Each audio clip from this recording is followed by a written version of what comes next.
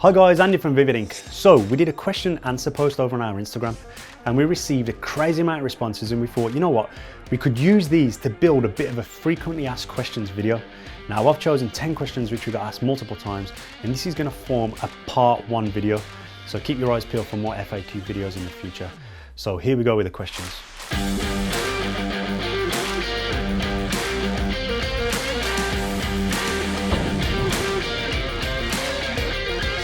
Okie doke, so the question is, if you book a day session and your tattoo finished before, is it possible to get another one done? Okay, so we're pretty accurate with booking times, so this shouldn't happen often. If we've said that it's going to be a day session, it pretty much is always going to be a day session. But as a general rule, if that does happen and you've got a little bit of time afterwards, then absolutely. It's going to be a really good idea to preemptive that situation. So if maybe you know that's going to happen, have a chat with your artist beforehand, just to give them a little bit of preparation. But as a general rule, if we do have time, then absolutely. Most painful place to get a tattoo. Now we actually wrote a really good blog about this. I'm going to put a link down to it in the description, and that shows exactly where they are on a picture, but also gives you some explanations as to why. Personally, I found my ribs and my stomach probably to be the worst of the tattoos. My fingertips were pretty bad as well, but I know your feet can hurt really bad and the back of your legs. It is all subjective though. Some people don't find any of those painful at all, and it all depends on the individual. Always wondered if it's possible to get tattoos when pregnant. Okay, so it's going to be essential to wait till after you've given birth, and if you're going to be breastfeeding, then you need to wait until you finish that as well. You know, this is because with any tattoo, there's always a slight risk of infection or allergic reaction, and whilst you're pregnant, that could be really bad for your little one, and we'd never want that to happen. What's the best place for a first-time tattoo?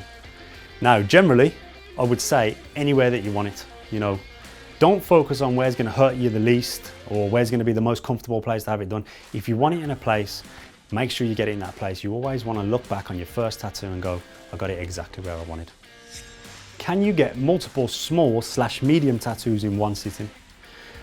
Absolutely, yep, you can indeed. So more often than not, we work on a time basis. So let's say, for example, you book a 2-hour space in our diary and you want maybe, you know, a medium-sized tattoo that's going to take an hour and a half and then a little something else to fill up the rest of the time, then we're more than happy to do that for you. So yeah, definitely. Do some artists find it rude if you bring headphones instead of talking? Absolutely not, no. Whatever makes you feel the most comfortable and relaxed in the chair. You know, if that's listening to music or a podcast or anything else, then happy days. And you know, if that's chatting away with the artist, great. It's literally whatever makes you most comfortable in your session.